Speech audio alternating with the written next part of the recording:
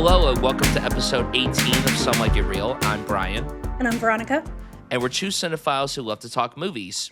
We have weekly episodes discussing the newest films, creating lists and drafts, and keeping you updated on the latest movie headlines and awards races. As a reminder, please like, rate, and subscribe on YouTube and your favorite podcast platforms, which helps more people find the show. And share it with any cinephiles in your life. Today, we are bringing a double review to you guys. We'll be breaking down Antoine Fuqua's Michael and David Lowery's Mother Mary. Two films revolving around musicians, two films that will surely have their audiences, and two films that are poised to have an interesting discussion on today's podcast. Get ready because we'll have a lot to say about both. Well, maybe more so one than the other, but we'll definitely have a lot to say about both. Mm-hmm. Yeah, totally. But before we get to that, it's been 3 weeks since we last did a little catch-up, so let's speed run through some stories and then hop onto our main topics. Yes, so there's a lot of casting, film announcement, news that have come out over the last few weeks. CinemaCon recently happened. The Cannes Film Festival lineup was announced. We're not going to delve into really much of those stories, but a lot has happened over the last few weeks in the film world. We had talked a while back about a Miami Vice film that Joseph Kosinski, the director, of course, of Top Gun Maverick and F1, both nominated for Best Picture at the Oscars. He was taking on a new adaptation of Miami Vice, which was supposedly going to be starring Michael B. Jordan and Austin Butler. Nothing was official yet. They hadn't officially signed on, but it was long rumored that these two were going to headline the film. Well, now it's official. The movie is officially coming out in the summer of 2028. It is going back to the 80s instead of being a modern-day adaptation, and it is titled Miami Vice 85. Now, Miami Vice isn't, something that I'm passionate about, certainly, but I like everybody involved in this, and I am really curious to see how this compares to Michael Mann's Miami Vice movie that came out 20 years ago. Michael B. Jordan recently minted Oscar winner. Austin Butler, of course, Oscar nominee. I think they're going to have great chemistry with one another. I'm excited to see them jump into these characters. And I think it's cool that instead of Joseph Kosinski doing another modern-day take on this story, he's going back to the 80s. He's kind of basing it around the first season of the TV show, so I'm really interested to see how that goes. I'm very excited for this. Like, everything is there for me. And again, this isn't something I'm necessarily passionate about, but because of everybody involved, I'm seated day one. Yeah, you said it well. I'm definitely excited to see them both take on like a sort of pure movie star kind of role. Like you'd imagine there'd be, some action, some comedy, some, everything that goes into a package like that. And also, I guess it's still no confirmation on if the Tom Cruise rumor is true, but we'll have to wait and see. Yeah, I would love for that to happen. If they don't get Tom Cruise on it, hopefully they get some really cool A-list star actor to play this villain, and I would love to see what he or she will do to ham it up. So I'm excited for that. Something I'm not excited for is The Lord of the Rings, The Hunt for Gollum. Now, Andy Serkis will be coming back as Gollum, but he's also directing this film. I don't entirely know when this is set. I haven't really done a lot of research into this, but we learned the cast of the film. We learned that Ian McKellen and Elijah Wood are both coming back to play Gandalf and Frodo. But then we also learned of a very interesting new casting, Jamie Dornan as Aragorn. Now, listen. You're not going to be able to match what Viggo Mortensen brought to that role. Yeah. But if I'm being honest with myself, it's not a terrible casting. I don't hate this casting. I just hate that this film exists. The Lord of the Rings films are perfect on their own. I'm totally down with doing a new story set in Middle-earth with new characters that we haven't seen before, but it's because, I don't really want to see almost 90-year-old Ian McKellen playing Gandalf, and I don't want to see a 45-year-old Elijah Wood playing Frodo Baggins. I don't really want to see that. I'm all for Andy Serkis coming back as Gollum because that's obviously motion capture and everything, but I just don't really like the idea of this film existing. Although they did announce that Kate Winslet's going to be in it, and she's pretty perfect for the Middle-earth world, but all in all, I wish that this wasn't a thing.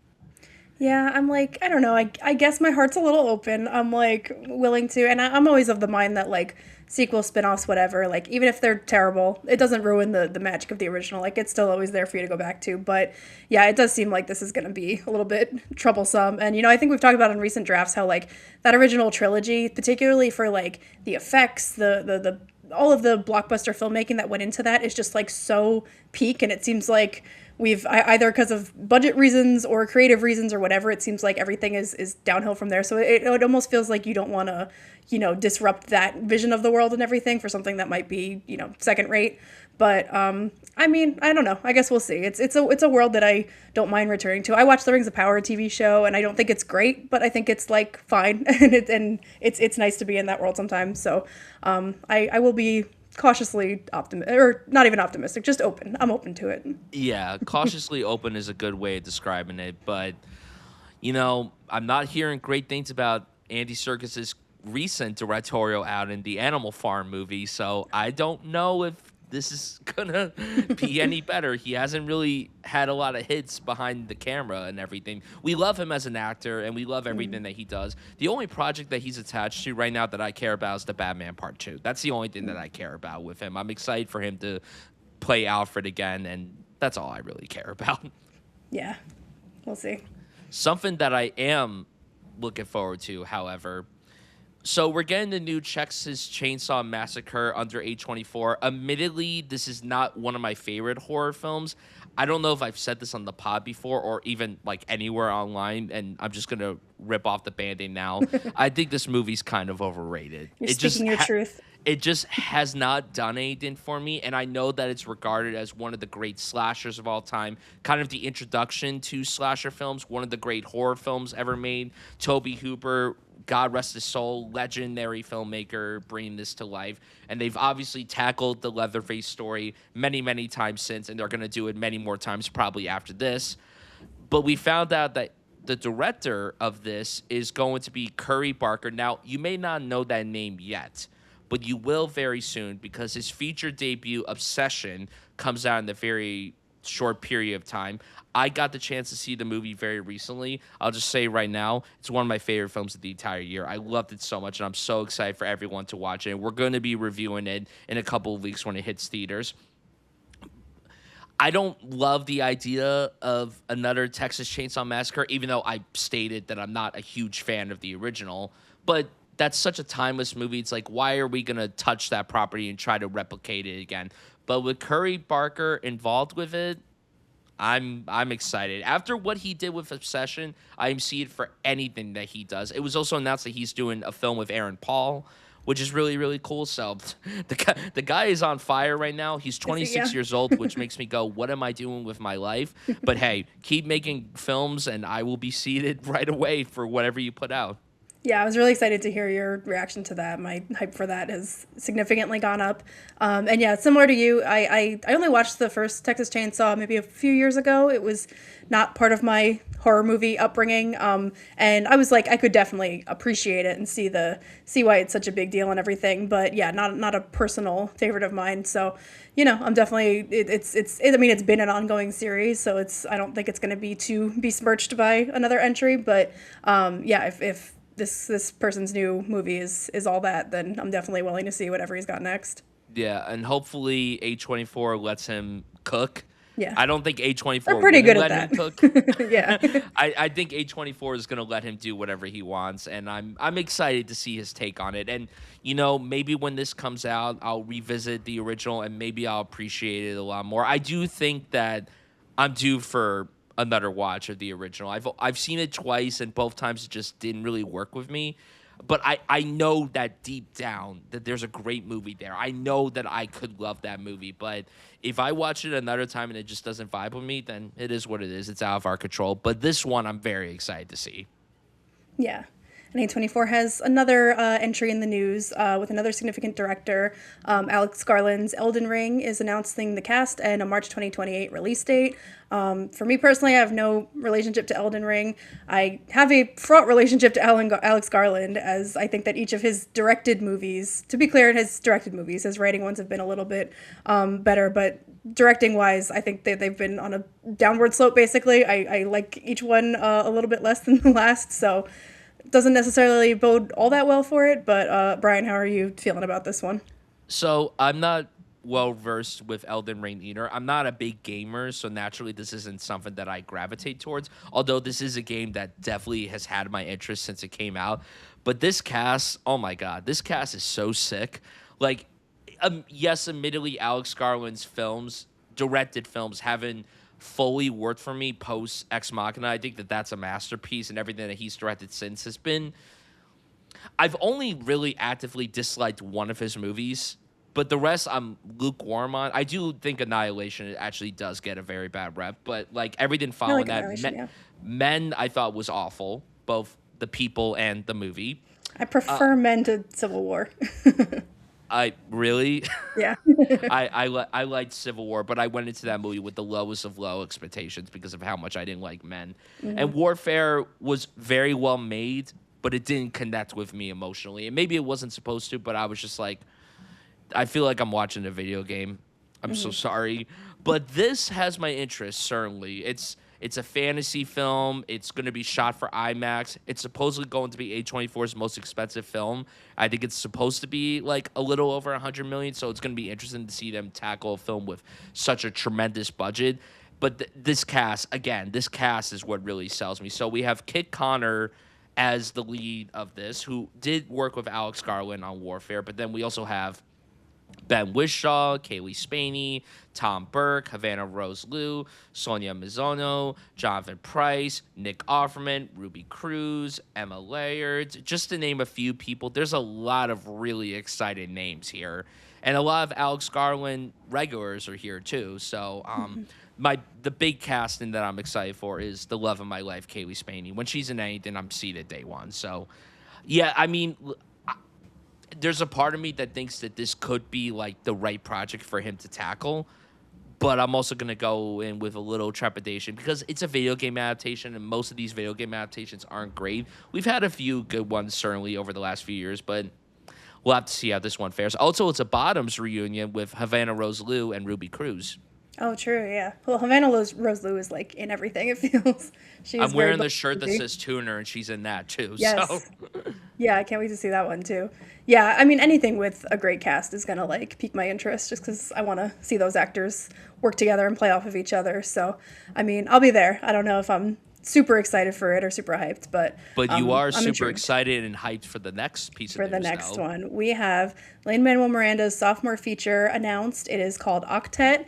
It is an adaptation of a musical. I'm not familiar with the musical. Apparently, it follows digitally obsessed people or internet obsessed people, and they each kind of represent different compulsions. Or it sounds very interesting. But this cast, oh my God, we have Amanda Seyfried, Rachel Zegler, Cheryl Lee Ralph, Philippa Sue, Gaten Matarazzo, Jonathan Groff, Jamel Tillman. Like, come on, oh my God, just musical people, yes, but they're all, I mean, great screen actors in their own right too. You and I both are huge Tick Tick Boom fans. This is a Tick Tick Boom pro pod. And we've been waiting for what Lynn's next movie was going to be. He's been definitely doing some writing work and things like that. But like, I think his directorial debut and like specifically his directorial choices in Tick Tick Boom were incredible. And so I've definitely been waiting him to get back at something. And the fact that it's a musical, the fact that it's with this incredible cast, I just like could not be more excited.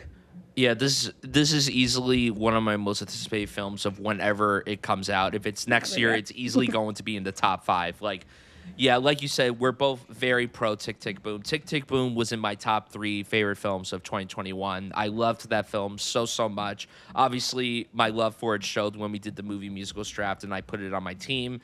And yeah, we've been clamoring for what Lin-Manuel Miranda was going to do next behind the camera. And this cast, oh my God, like, you know, we're literally like, oh, Amanda Seyfried should have been nominated and maybe won an Oscar for Testament Van Lee.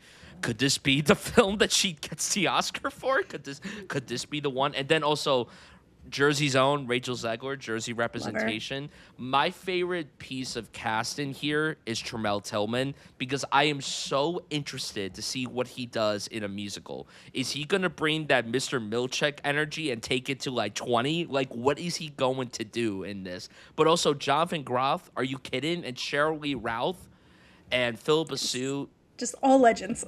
Like, these are all incredibly talented people, both on screen and on stage. Some of these people I've never seen on stage, but I've had the pleasure of seeing Rachel Zegler on stage, Jonathan Groff on stage. I saw Gaten on stage a while back. So, yeah, this sounds great. This sounds like a very promising follow-up for Lin-Manuel Miranda behind the camera. And so different, too. Like, if this is going to be entirely set in, like, one location. I'm really curious to see if it's going to be like very claustrophobic. I'm just interested in the directorial choices that he's going to take when helming this film. Yeah, I'm curious because I mean, Tick Tick Boom, the stage version, from what I understand, is very like, I mean, there aren't really locations. It's a little more amorphous and theatrical. And so I loved a lot of Lynn's choices in adapting that and having it, be some abstract choices and some a little, like the way that it expanded that was really Yeah, smart. So interesting agreed. to see if he'll do something similar here or go with a more, narrow sort of focus. But either way, whatever. To quote Io, I am seated.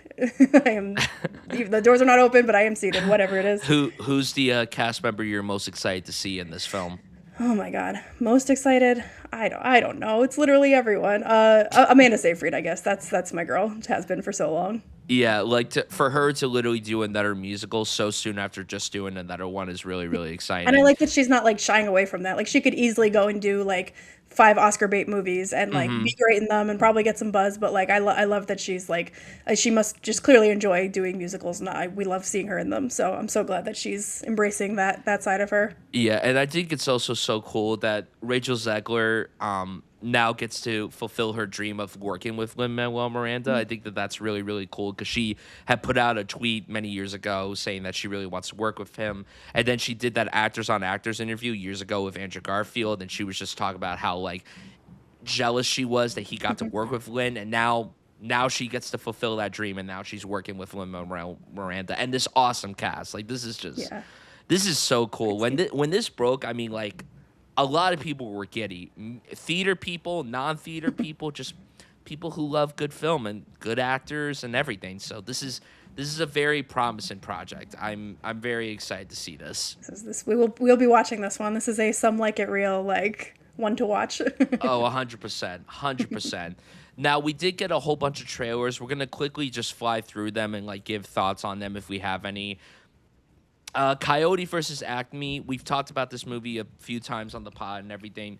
This was supposed to come out years ago. Warner Bros. Was originally going to shelve it and write it as a tax off, but then people were like, fuck that. We're going to put this movie out, and now it's coming out. And I have to be honest, it looks great. It looks awesome. I'm very shocked that Warner Bros. Was like, no, we're going to boot this film. And I'm like, how could you do that? Like, Well, it was this, pretty much just for the tax write-off. It didn't really have anything to do with the quality, as far as I understand. it's a stupid reason. If you're gonna write Yeah. off any film, why are you writing off an actual film that looks good? Like, are you kidding? There's literally a scene where John Cena is like choking a Looney Tunes character, and it looks great. I don't know what it is about this that works for me, but I'm so excited. But I didn't realize that the writer of this film is Sammy Birch, who wrote May December, which is insane. That's insane. That's crazy. Yeah, besides just wanting to support this movie because of like everything that it's been through, like that, the fact that she wrote it is probably what excites me most about it. And it seems like a fun, Who Framed Roger Rabbit style movie. And I like when we get one of those every once in a while. So yeah, I definitely agree. want to support this one. I agree. Is it going to top Looney Tunes Back in Action? Probably not. But, if it comes close, that's all that matters to me. Clayface. Now, you had said to me that you hadn't gotten around to watching this trailer, but you are somewhat looking forward to it because your guy, Mike Flanagan, is involved with it. That's right. Yeah, that's my guy, and he hasn't written like too many, big like a comic book adaptation like this sort of thing, in as far as I know. So, interested to see what he does with it. But I just feel like he has the kind of sensibility that like bodes well for any project. Like I think that he could, put the Mike Flanagan touch on it. So I'm definitely into it. But what did you think of the trailer itself? It was a minute-long trailer, and I was very impressed. It looks terrifying. James Gunn has stated that this is going for a full-on body horror movie, and the trailer absolutely shows that. And at CinemaCon, I think the director came out to talk about it, and he was saying that like this is going to be a hard R rated. It's going to really go for it and swing for the fences, which makes me very happy because the problem with a lot of superhero films is that a lot of them do feel sanitized. A lot of them do feel like they're run-of-the-mill going for the same formula. And I'm not saying that every superhero film needs to be dark and brutal and violent. I'm not saying that at all. But try to spice it up every once in a while. And from the minute-long trailer that we got, it looks like that's going to be the case with this. So I'm really excited. And Clayface has always been an interesting villain for me as someone who loves the character of Batman and all the villains in that universe. I'm really excited to see what they're going to do with this. It looks very promising. I can't wait for it. The Dog Stars is Ridley Scott's new film.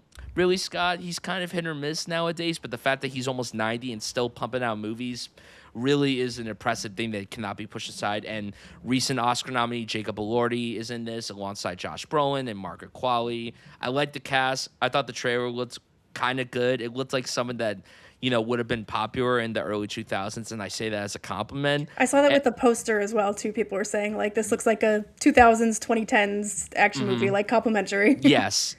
And also, anytime something bad happens to a dog, it just automatically gets me sad. So I'm looking forward to this.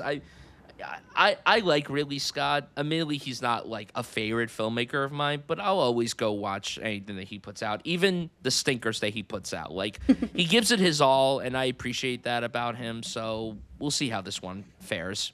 Yeah, you gotta respect it. And it's a great cast.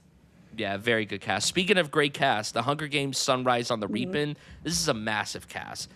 I am not a humongous Hunger Games fan. I do enjoy the movies. I particularly love Catching Fire. I'm a big fan of that one. The first one I enjoy. Mockingjay, both parts are fine. And the last one, the Ballad of Songbirds and Snakes, that one was okay too. Rachel Zegler, innocent, of course. But this one looks leaps and bounds better, in my opinion.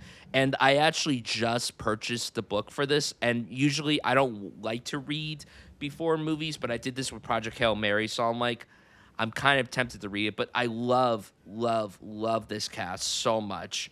I love this cast. Elle Fanning as Effie is like, that is genius casting. Ray Fiennes as Snow, also great casting. Jesse Plemons. Philip Seymour Hoffman. Yeah, it's just so funny to me that Jesse Plemons had played the son of Philip Seymour Hoffman in The Master, and now he's playing the younger version of Philip Seymour Hoffman. I think that's really cool. Kieran Culkin is in this. Maya Hawke is in this. It's a stats cast. Glenn Close, of course, and that heavy array of makeup, which still blows my mind. I think the film is winning best makeup because of that.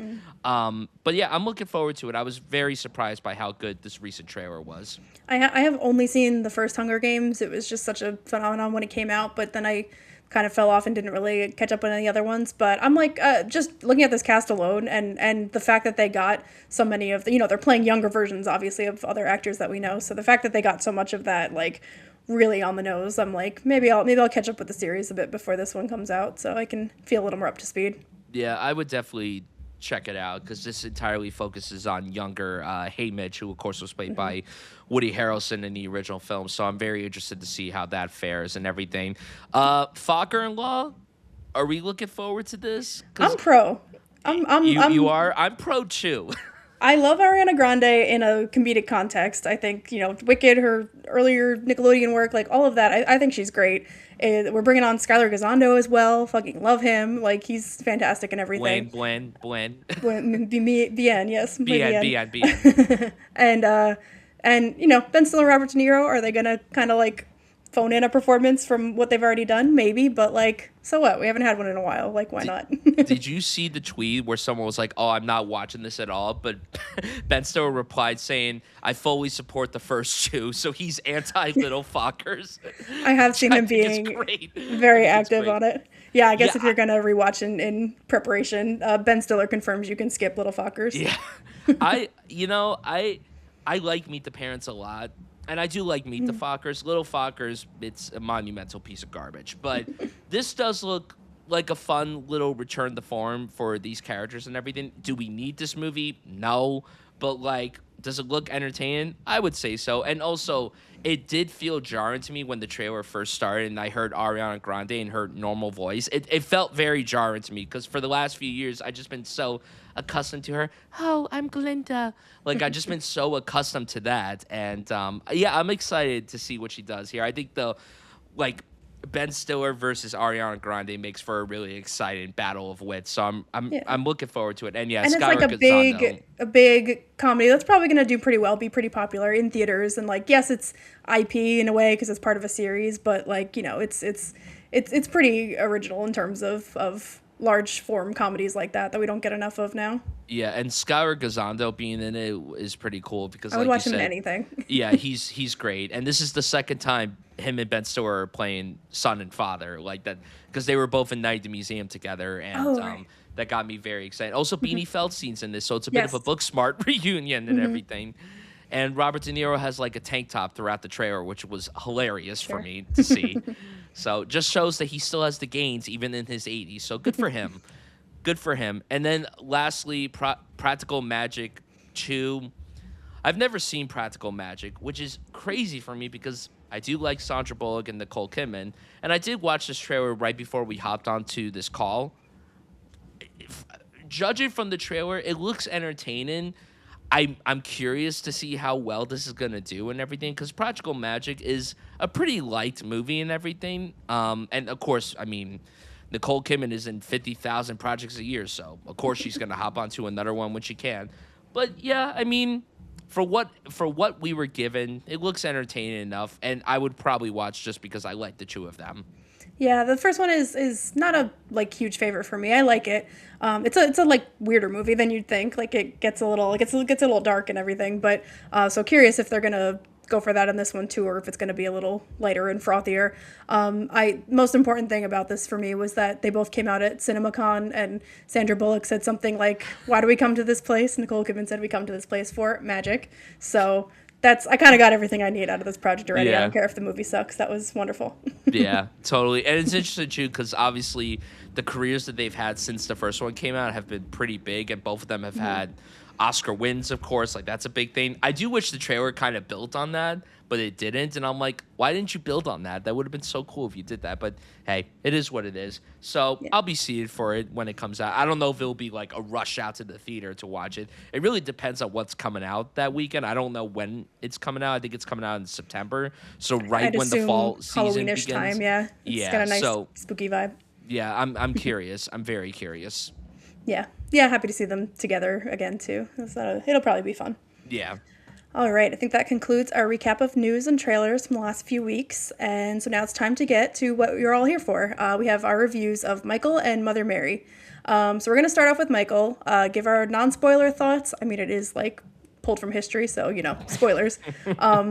But yeah, give our non spoiler thoughts and then transition into full spoilers. So, Bryan, what were your expectations going into this movie, and how did you feel about Michael overall? So I'll just say this right here.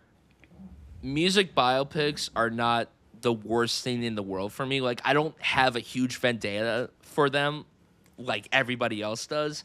If they're good, Like me. they're good. A majority of them are just mid to bad. Like, there's only objectively one that I really love, and that's Rocket Man. Like, that's the only one that I like really am fully behind. And I mean, Better Man was pretty good too. But yeah, and I like Michael Jackson's music. I grew up listening to his music. I still think that his music is wonderful and everything, and I cannot take that away. But I was really dreading this movie because it looked absolutely paint by the numbers. It looked very dull. And even though my guy Coleman Domingo was in it, there was just nothing about this movie that made me go, I am excited to see it. I walked in with an open mind, hoping to be pleasantly surprised, maybe a bit entertained. I didn't expect it to be a masterpiece or anything, but I wanted to walk out of it going, I had a good time. I was interested in what was being depicted on screen, but that's not what happened at all. This movie is the definition of dull, sluggish, and so nauseatingly frustrating because this movie is literally what you expect it to be. It's a paint by the numbers music biopic that tries to hammer in all this information, and it's literally just playing all the greatest hits. That's all this movie is. There's nothing special about it at all. There's nothing significant about it. We could have gotten something that really went deep into Michael's backstory and everything, his family life, his career, all that stuff. Because when you read about Michael Jackson, he had a very interesting upbringing, and then he obviously had a tumultuous life following that and everything. But we didn't get any of that. We literally got the most basic movie ever made. And even though I will say that, yes, the musical performances like they weren't awful. They were well done and everything. But I don't go into a movie like this to listen to music on speakers. My audience clearly loves that, hearing these great songs on loud IMAX speakers and everything. And it's like, it's just frustrating that, we get great biopics and everything, but music biopics are always the hardest to pull off. Like, no one can make a great music biopic, which is disappointing. And there's been all these stories floating around about the production issues and how supposedly there's going to be another one. And like, it was just one gigantic mess. And I wasn't even entertained in the slightest. Like, there wasn't even a moment where I lightly smiled. I was just ticked off the entire time I was watching it. And I say this as someone who is a fan of Michael Jackson's music.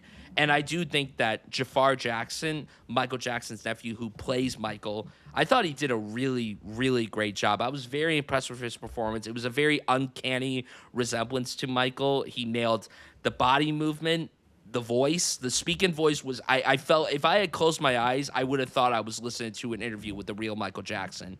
And Coleman Domingo, the king that he is, he does his best with the crappy material that he's given. Horrible makeup work, though. Could not stand the makeup work on him. He looked very uncanny. Very uncanny. Yeah. Just did not like that at all. But yeah, this was just not a good movie at all. In fact, it's my least favorite film of the year so far, and I said this to Veronica, and I'll say this again. If you guys remember when we reviewed Wuthering Heights back in February, I was very low on that movie. And I had said that movie ticked me off in every single possible way. I would rather watch that again over this. That's how much I despise this movie. So the Wuthering Heights reclamation begins now. But yeah, this was just not it for me. Like, this pissed me off in so many ways. I was hoping to come out of it being like, okay, it's not that bad. No, it's as bad as people have been saying it is. I echo a lot of that. Yeah, I don't know that I had quite such a miserable time watching it. And I think that almost makes it more frustrating because this movie just slides right off of you. Like, there's just nothing really there's no questions asked. There's nothing revealed. It's just complete surface level. And yeah, I mean, the performances, you have some of the greatest music of all time, nearly objectively speaking. So it's kind of hard to screw that up. And I think the performances and the music aspects they're presented competently. There's nothing all that interesting or innovative about it. But again, when you have fantastic music, then it's just easy to, throw a great performer up there and just watch them go. But yeah, in terms of story, of plot, it's just I think it's, we can get into this more as we talk about the spoiler stuff, but I think it's widely known at this point. This movie ends in the 80s and does not want to get into any of the controversy that surrounds Michael Jackson later in his life. It is just not hinted at, nothing, and there's nothing there. And this movie just really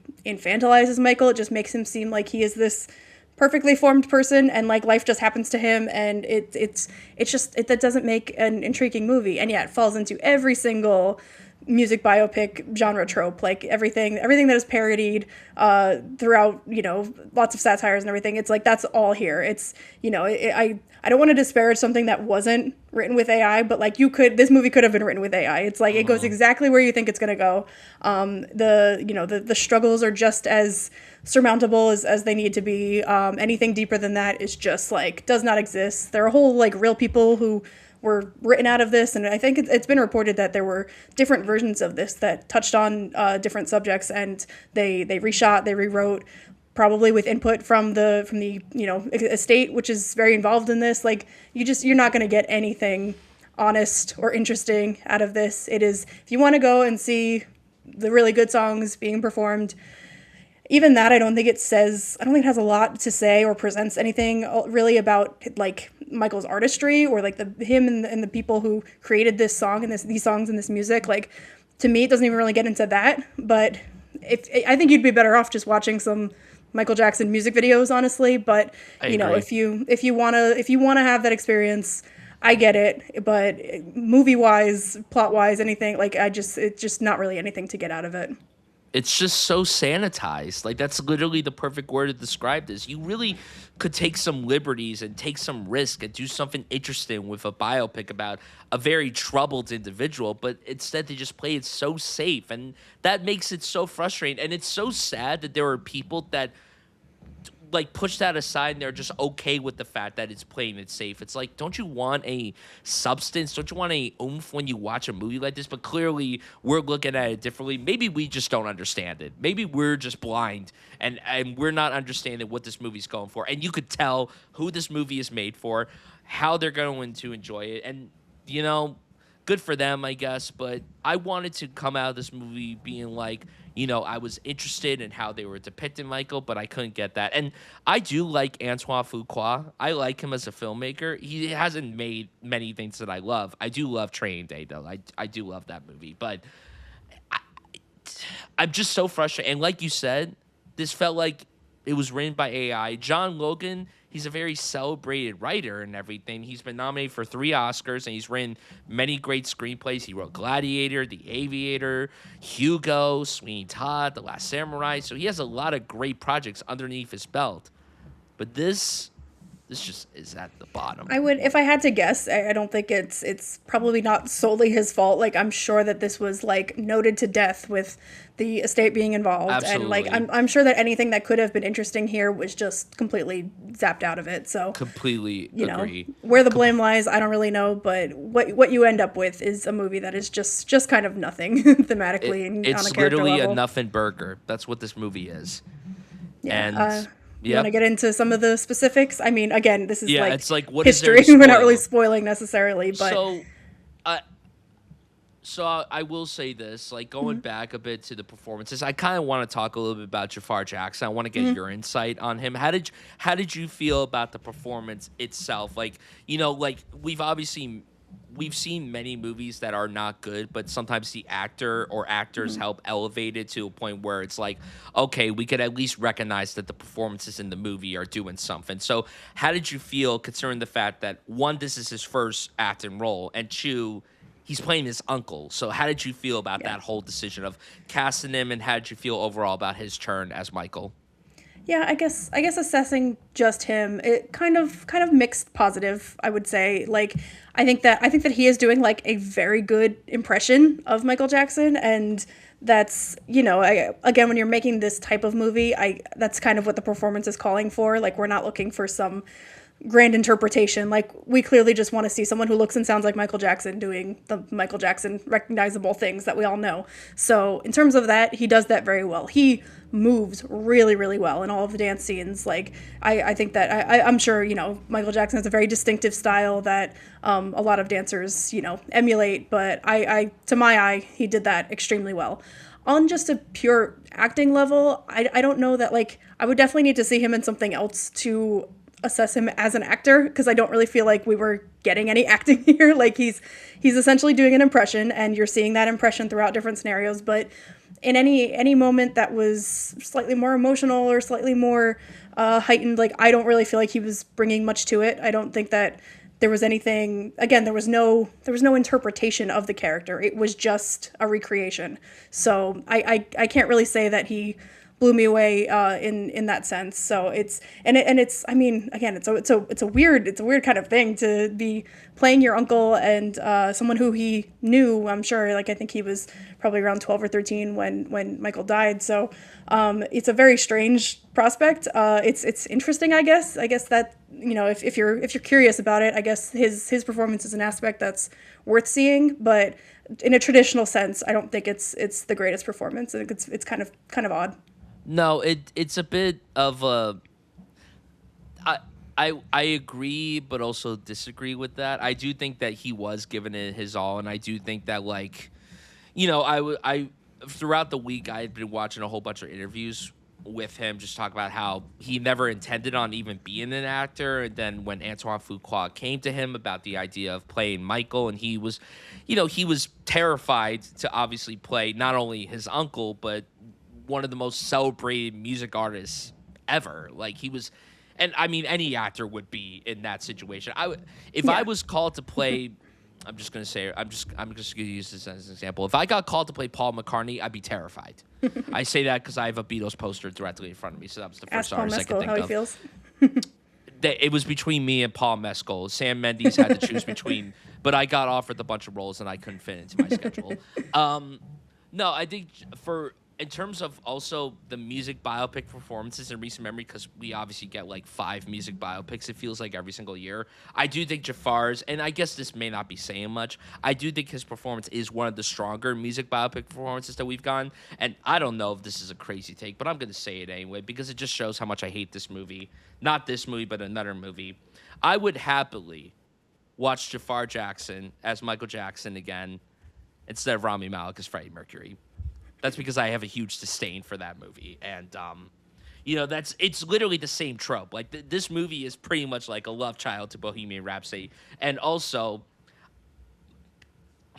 in terms of other castings, why the hell was Mike Myers in this too? Like, did you know he played the president of Yeah. CBS Records? And I'm like, oh god, he's doing this shtick again. Which is the same thing he did in It's Bohemian literally Rhapsody, the yeah. same exact role. And I had to make sure, I'm like, this isn't the same role. But then I'm like, well, doy, this takes place in America, and Bohemian Rhapsody is not in America. So, but it's just like so straight. Like this literally had Graham Kane produced this, and he produced Bohemian Rhapsody, and it's like, well, now every time a music biopic comes out, it's just going to be like the Graham Kane trope and everything. Yeah, and I made a note during that scene. I was like, absolutely none of the like comedic bits here are working. Which like No. he's Michael, like he's Mike Myers. Like you would think that he'd at least land that, but to me, no, it just didn't work at all. I'm just waiting for Shrek 5. That's the only Mike Myers project that I care about right now. But Yeah, no, and like, just going back to Jafar's performance, like I think that in the quieter moments, like when we're seeing him at home and stuff, like in a good, decent to good movie, that's when you would see like some revelation, some sense of personhood, like. And I get a lot of blankness from him, but I'm also not sure if that's what we're getting from Michael this entire movie. Like he's just sort of this blank canvas that things happen to. So I can't necessarily blame him as a performer for that. Yeah, like, I think that's that the all thing. comes It's down like, are to we- the script. that's the thing. Are we placing the blame on him since he's obviously a first-time actor, or are we blaming Antoine Fuqua's direction? Are we blaming the script? Like, who's really to blame? Because, again, Antoine Fuqua has directed good films in the past. John Logan has written good films in the past. So it's like, who's to blame for all of this, quite frankly? Yeah, it's the performance beyond being a very great impression. It doesn't transcend that, but like I wouldn't expect it to with this kind of movie. Yeah. So, like, let's kind of just, like, quickly break down some moments throughout the movie and everything. So, obviously, Jafar Jackson isn't the only person playing Michael Jackson. We have Giuliano Valdi. I don't know if I said that name correctly. He plays young Michael. I thought he did a good enough job, too. He's very good, yeah. I thought he was really good. Yeah, really- he's very charming. He's got the singing and dancing down. Also, yeah, there's the moment when he's recording in the studio when he's dancing around too much, and Yeah, and they tell him to stop, yeah. Yeah, and I like there was like a couple directorial moments I like there, like when you cut into being in the studio with him and you're just hearing his voice, none of the backing track and everything, and like that's effective to show like the talent that's growing here. That was probably the best scene of the movie, to be honest. Possibly, yeah. and yeah, and seeing his obviously we get into a lot of the trauma and abuse that comes from Joe Jackson to Michael and his siblings throughout there. It's kind of mostly the physical abuse, at least, is represented in sort of one scene. We see him hitting Michael with a belt after not wanting to rehearse, and so I think that again that's something that's like fairly well known at this point. I think in pop culture and history and everything. So I wasn't necessarily. I don't think it brought anything new to it. I think that we were all kind of aware that was going to be an aspect of the story, and it's there. It definitely is represented as something that is traumatizing to him and definitely shapes him in some way. I don't know that it goes much deeper than that, but it is what it is. Yeah, like that whole element, again, it's literally everything that we've seen in every biopic. The star that has all this potential and everything comes from a very traumatic house and everything with a horrible family and what have you. And it's just like, again, like it's just the most safe movie I've ever seen in my life. Like it's literally the most cookie cutter thing that I've watched this year so far. And it's frustrating too when Coleman Domingo, a beloved actor, a two-time Oscar-nominated actor, who is absolutely doing his best with the material that he is given. And I mean, I said it in my initial thoughts, that makeup is so embarrassingly bad. It's so bad. I don't. There were just shots where it would linger on his face, and like Coleman Domingo, I feel like his mouth would be closed, but like you would see it slightly open because of the makeup and everything. It was very off-putting to me. I didn't really like that at all. Sure, he looked like Joe Jackson, but it's like, there's good makeup where you're able to replicate the person that the actor is playing, but then there's like legit uncanny makeup. It reminded me a lot of, and this is a very odd comparison, but the first thing that came to mind, one of the first ones that came to mind, was when Charlize Theron played Megyn Kelly in Bombshell. Like, that was an uncanny, like, piece of work. And yes, Yeah. it was impressive because it looked like Megyn Kelly, but it was also just, like, very jarring, too. Yeah, and like to just see a picture of it, it's like, oh, okay, yeah, she looks a lot like Megyn Kelly. But Yeah. when you're giving a living, breathing performance, it like feels a little off. Yeah, and you I need think- something that's a little more like impressionistic of them without being like literally recreating their face. Yeah, and I think about, like, I know that a lot of people didn't really like the Smash Machine. I wasn't very high on it either, but I feel like the makeup work that was done on Dwayne Johnson was really, the makeup was impressive, but it also, to me, didn't tarnish the performance. Like, it didn't ruin the performance. The makeup on Coleman Domingo, like, even though I said that he is giving his all, I still feel like it was putting a bit of a taint on that performance. And it didn't Yeah, help either yeah. that the movie was so awful, so. Yeah, he's just performing every overbearing, abusive manager slash parent in the book. So I I also don't really know don't what like else he can seeing him do. as an unlikable guy. I don't like seeing that because Coleman Domingo is like the sweetest man in real life. I Well, don't. he's a great actor. He can do just about anything. I From know, but I don't like seeing him play a bad guy. I like when he plays the tender people like he did in Saint and everything. Do you have anything to add about Coleman or? No, yeah, that pretty much covers. I mean, we see starting from when Michael's young, we definitely see the recurring Peter Pan motif, and like even the moment Yeah. like minutes in when he's got a Peter Pan book and he has like Joseph with an arrow pointing at Captain Hook, and it's like, all right, we get it. No, Like, that's the thing. Every time it would cut back to like Peter Pan, because they didn't do it just one time. They did it a lot throughout the entire movie, and I'm like, all right, we get it. We know why you're doing this, but like, one time is fine. You don't need to do it 20,000 times. That's what it felt like and everything. yeah, yeah, and then I think just jumping to like the transition to when Jafar Jackson is playing Michael now. I think one of the like earlier scenes with him there, it's like they're talking about his music and his direction and everything. He says something like, I just have so many ideas in my head and everything. And that's where I'm saying, like, even if you're gonna have like a totally sanitized version of this movie, like we're not getting into any of the pedophilia and the drug allegations and all of these things, like, okay, fine, but like it doesn't even get into any of the artistry to me. Like the fact that he's just kind of arrives fully formed. He just has this great voice. He can move this well. He has this complete like this sense of music and look and everything. Like there's nothing about building him as an artist really. He just has all these great songs in his head, and he pretty much just needs Joe Jackson to get out of his way to be able to make them happen. And like there's no sense of he's just like a perfect little angel in this film. Like he is sad, and he's like frustrated by different by again mostly by Joe getting in his way, but like there's just nothing, there's no internal struggle, journey, anything going on with him. And even when the music is really good, it's like it just happens. There's nothing, there's Yeah. no sense of struggle. Yeah, like we don't really see that at all. And, the only things that we get where he is like struggling a little bit are the stuff with him and his father. And then of course, like he goes the surgery to make his nose smaller and everything, and then all these other things happen. But again, like we don't really go into the artistry of it all, which is disappointing because like if I'm watching a movie about a figure, I want to know more about them. I don't want to know just like the cookie cutter basic stuff. I want them to really go in. And I'm not saying go into everything because then the movie would be 5 hours long. But I want them to really break down everything. I want them to make us care about what we're watching, even if we don't like the characters. Like I want to have a reason as to why I'm supposed to be invested in this story.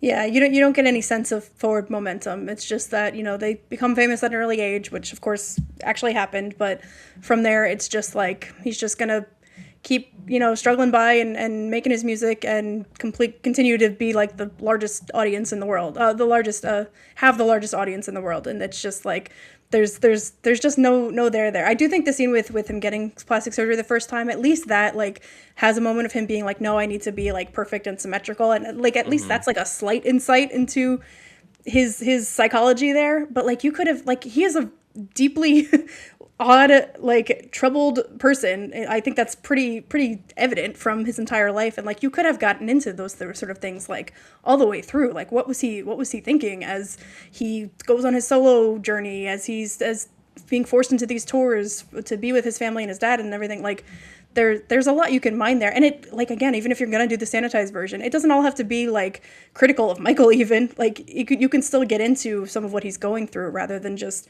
have him skating by.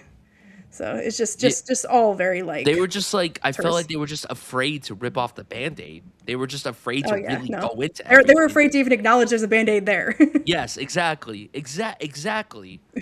They would like subtly hint at it, but they just wouldn't go into it. And it's like, why? Like this is who he was. Like, you know, he was a celebrated artist, but he was a very troubled individual. But the movie just focused so much on him being a celebrated artist.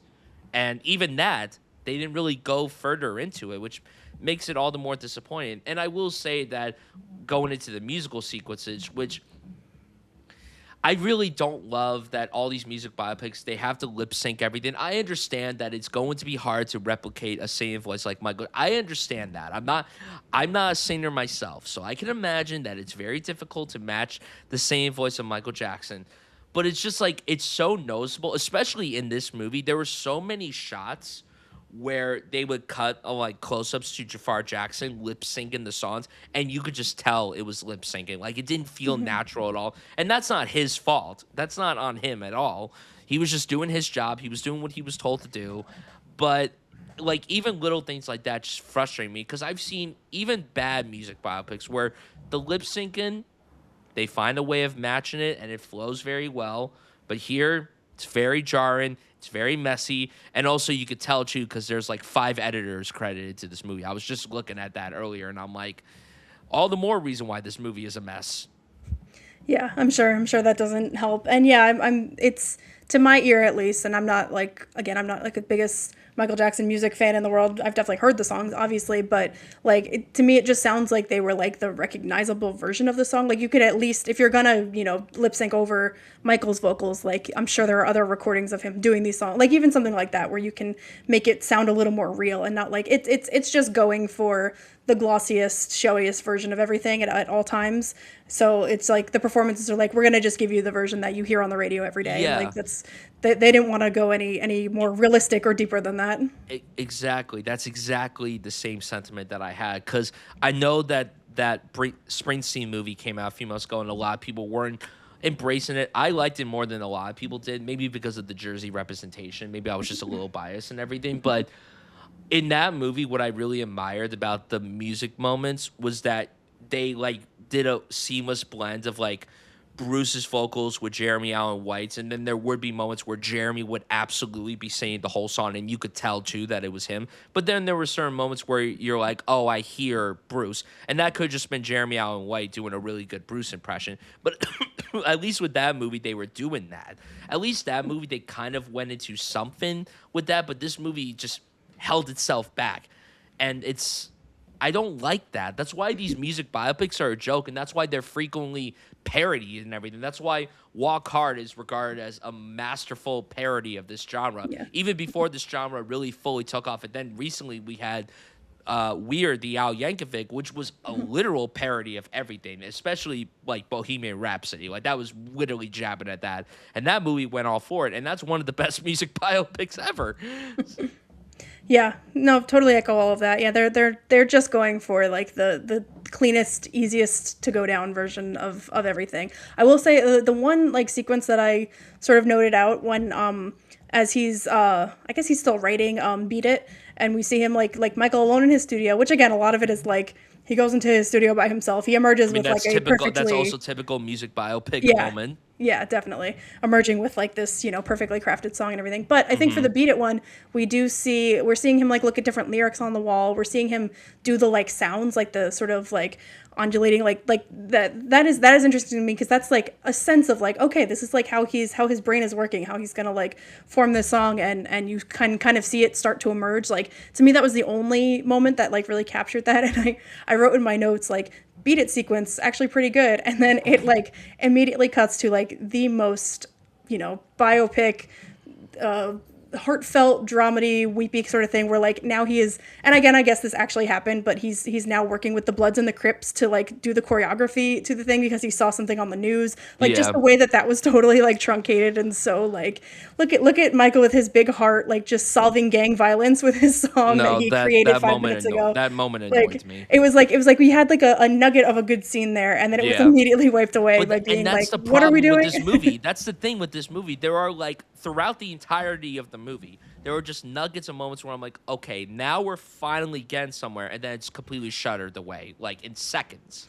Yeah, it's like, and to me, there are nuggets there, but I was never like, oh, is this gonna get interesting now? I was like, I just know they're gonna do the most obvious, no, that's the thing. Here. I wasn't setting myself up for anything. I was just like, I was kind of getting a little hopeful. I was like, okay, maybe I'll finally get a scene where I'm like, okay, I'm actually not dreading being here, but then I'm like, well, nope, I'm dreading being here. I will say this too. This comes to show how, admittedly, I don't know everything about Michael as a person. Like, I don't know everything that happened to him. I didn't know that his hair was on fire. I didn't know that story. And apparently people were like, you didn't know that? And I'm like, well, I guess I'm just dumb for not knowing that. I think I was surprised when it happened, but then I was kind of like, oh yeah, I vaguely remember that story. And from what I have been able to gather, I think that he says in the movie like he doesn't want to like take pills for it. Who knows if that's real or just sanitized? Right. But I think that it's kind of widely known that the injuries there and like the pain therein like kind of led to a drug problem for him. I don't know how none of that was really depicted in the movie beyond that line. They obviously were not interested in getting into any of that. So again, I mean, it sort of just serves to like give him one more hurdle besides his dad being an asshole for him to overcome and have a triumphant end. And like we should say, like, again, you brought up the Springsteen biopic that came out recently, and at least that one I thought was a very flawed movie, but at least it took the approach of like focusing on one specific moment in time, like focusing on one album and digging into like what his psychology was at that moment. This one is going for the cradle to grave biopic treatment, but it doesn't go to grave. It just stops in the 80s. It stops. Can we talk about that now? Let's talk about how this movie wraps up. So the movie literally ends with him performing, getting ready to go on the Bad Tour and everything. And I mean, he's already been forced to do the like victory tour with the other Jacksons. Yep. He did that victory tour with his brothers and everything. And then he officially says that this is the last time that the group will be performing together. And then, of course, fucking Joseph Jackson does like a bitter face where he's like, ah! And then they just fast forward to the Bad Tour beginning in 1988, and then he performs, and then the song ends, and the movie ends with the title card. His story continues, and I shit you not, my eyes rolled back so fucking far when that came on screen. And I had known that, it's kind of, I kind of want you to like break down like all the stuff and everything. Like we alluded to before that they reshot a lot of the third act and everything. They had something in the bag and then they had to go because of the Jackson estate and everything. So I think there were like legal issues specifically that like made them take some of it out. Yeah, they were originally like good to go by talking about some of these things, but then they're like, well, actually you're not. So then they had to scrap it, and they went back to the movie early last year. They reshot for a month, and you could tell. You could tell that something was up. Like, you could tell it was very different and everything. But, yeah, when the His Story Continues came up on screen, I was like, oh, my God, this is so embarrassing. Like, is that a threat? Like, this is literally a threat. Like, this is a threat. And I hate to say it, this movie's going to make so much fucking money that we're probably going to get that part 2. It would maybe be one of the greatest bits in history if they come back with like a super gritty, like honest retelling of like the latter half of his life, and it was like so warts and all. Like then I would honestly respect it. A sequel better it goes than from the this original. movie to that. That would be like so fun. And honestly, like I think it would have served better to just include some of that. Like, again, I don't know how legally or otherwise how much they would be able to get into, but like include some of the struggles and then the more sanitized, just like happy-go-lucky Michael stuff. It would complicate that a little bit, or it would subvert it in some way. With that, as it is, we just see him like as a very shy, lonely guy. Like that's in there, but beyond that, we don't get anything of him internally. And if we saw more of where he ends up, like it would maybe be a little bit more earned to have that like really saccharine feeling throughout. But as it is, it's just all saccharine and no struggle. Yeah, it's I was reading that the movie originally was going to be 4 hours long, and then it went down to 3.5 hours. And I was reading a report from Variety that said 30% of material from the original 3.5 hour cut could be reused in whatever could be the Michael Part 2. Yeah. I hope it's not called Michael Part 2. I think that would be so absurd if it is. It'll probably just be called Jackson. But they probably won't even do that. They'll probably just call it Michael Part 2. I don't know. I can't Michael imagine. for bad. Oh my god, because it will be for good, for bad, and it will. It's honestly a really good comp because it's like if the first part is like got all the good songs front loaded and all of the like feel good story, and then it just like devolves in the second half. But again, I can't. Unless they go totally opposite direction, which I can't imagine ever happening. If they try to do this sanitized version of that second half of his life, that is going to be a disaster. Yeah, it's going to be even more frustrating than what we got here and everything, especially if they really are going to go into the troubles that he went through towards the latter part of his life and everything. I can't even imagine. That would be can't even imagine. But yeah, I think that is there any other like details you want to touch on or anything? I hated Miles Teller's wig. I wrote down Miles Teller, stilted, and also why. Like why is he here? Why did he agree to be in this movie? Like he literally did nothing in the movie. He literally had the most nothing performance I've ever seen and everything. And Mike Myers, what the fuck? And poor Neil Long, too. Yeah, just nothing to do. Just cardboard cutout of a mother figure in one of these movies. Yeah, when they announced that she was going to be in it, like, this was years ago and everything before the movie came out, where I'm like, oh, could this finally be like... I mean, I was never excited for the movie, but I was like, well, if the Academy has told me before, like, they love music biopics, so maybe this could get Oscar nominations and Neil Long could get a nomination... And she literally did nothing in this movie. She just stood there and was like, I'm so sorry, Michael. And Joe, you need to stop. And it's like, oh my God. My audience pissed me off during this movie too, by the way. Oh yeah? What was your theater experience like? So, of course, they were like singing along with the songs, which one already ticked me off. I'm like, okay, listen. I understand the songs are catchy and everything, but please don't sing. I'm paying to watch the actors on screen sing the songs in air quotes, excuse me. And then, so like they were cheering before the movie began, like we were at a Marvel movie, and I'm like, okay, if you're gonna cheer and get excited during the movie, can it at least be for a good movie though? And on top of that too, I completely forgot to bring this up. So in the opening, when the credits were coming on screen, like the movie logo, like Lionsgate and everything, and you heard him go, hee, hee, and then you heard the audience do that. I'm like, oh no, it's literally doing the Bohemian Rhapsody and that it thing. Started with Gotta Be Starting Something. I was like, this is oh my God. It already, the movie hadn't even started for 5 seconds, and already I was annoyed. I was already annoyed. I'm like, please don't do this. I hate this shit.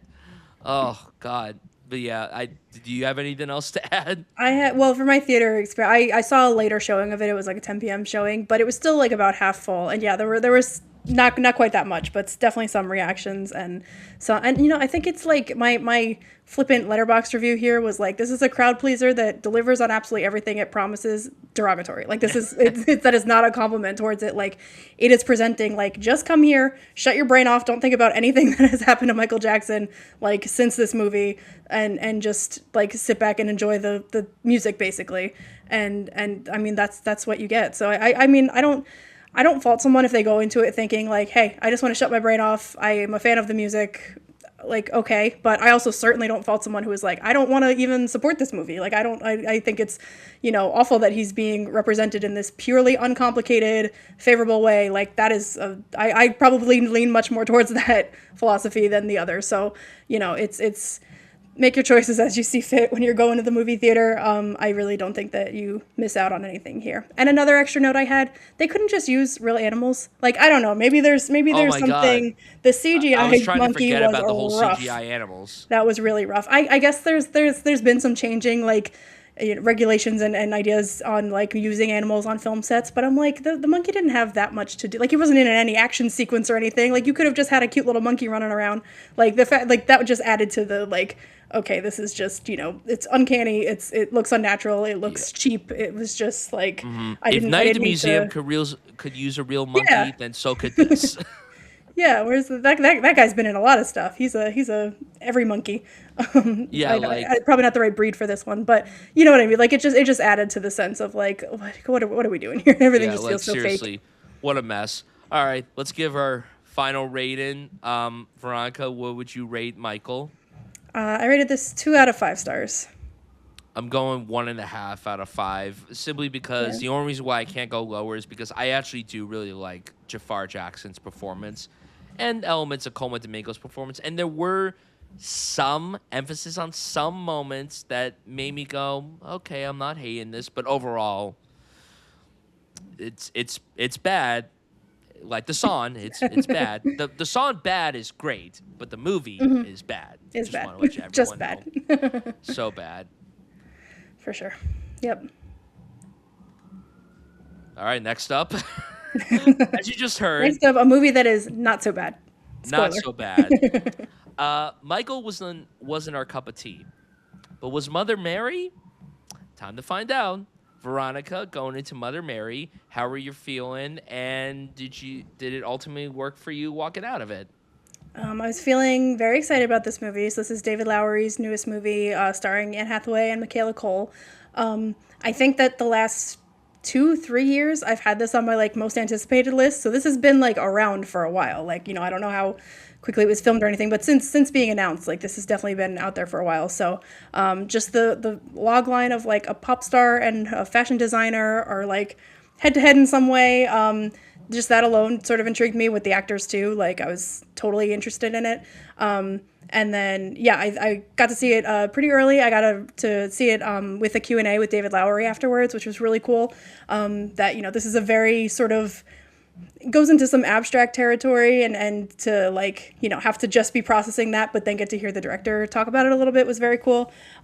So I am definitely a huge fan of this movie. I think it's not perfect, but it's just like extremely my shit. It's extremely appealing to me and my like sensibilities and what I want to see when I go to the movies. I wish some aspects of it were a little bit like sharper. Like, I wish there were some things that were a little more hit a little harder or something. Some elements of their relationship and sort of like central metaphor that's in this movie felt a little like slight or like uncomplicated, but overall it's like it's very, I still think it was very deeply felt, and it was very visceral. And it's just totally my kind of movie. I saw it that time with the Q&A, and then I went to go see it again for a second watch, because it feels like that kind of movie that you kind of want a couple watches to dissect and see how you feel about it. But I am certainly pro. This is high on my list for movies of the year. But what about you, Brian? Did you have a similar experience? So I walked into this film over the moon excited for it because I love David Lowery. Like you, this has been on my list of anticipated movies for the last few years. Just to kind of paint a picture of my relationship with David Lowery, what I really love about him is that he's someone that does something different every single time he puts a movie out. He doesn't stick to the same formula.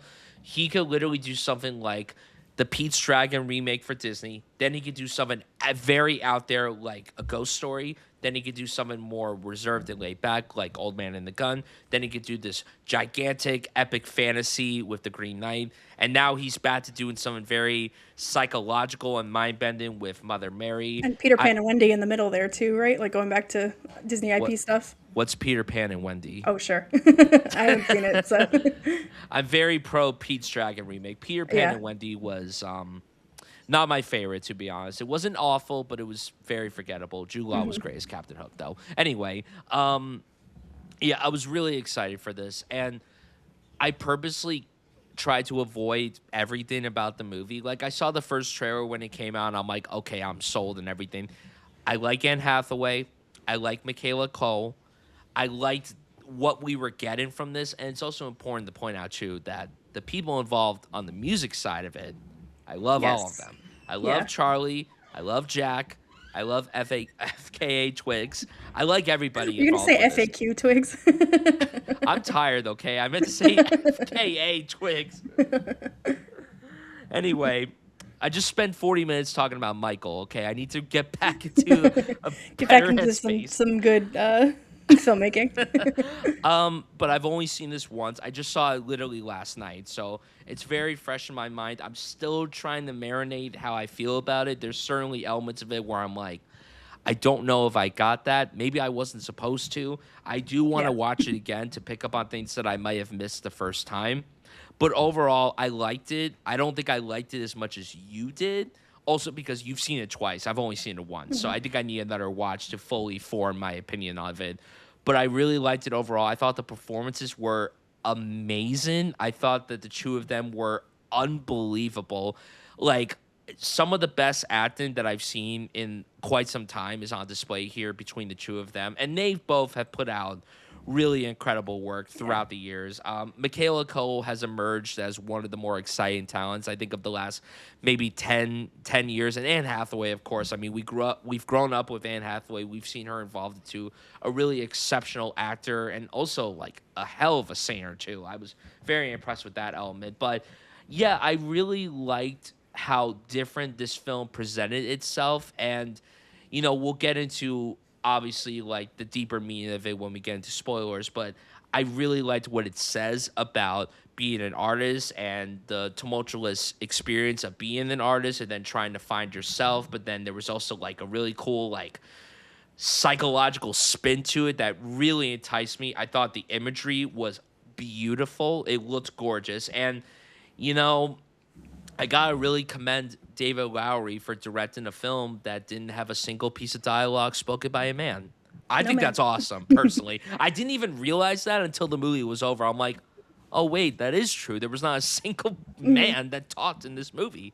Yeah, I saw it the whole first time and didn't clock that. And then I think A24 is like kind of using that in the marketing, like every line spoken by a man, and it's just like the title card and the ending credits. And and it, to its credit, like it's not the kind of movie that like touts that in any way, or I don't know, like it's not something. First of all, it is just like a small cast and it's a very like narrow focused story, but I think it's cool that like that it is something that could just go unnoticed. It's just like an existing fact of the movie that these are it's a very, you know, female relationship centric movie, and like that's the focus that it needed here. You know, it didn't feel the need to cater to anyone else in telling the story.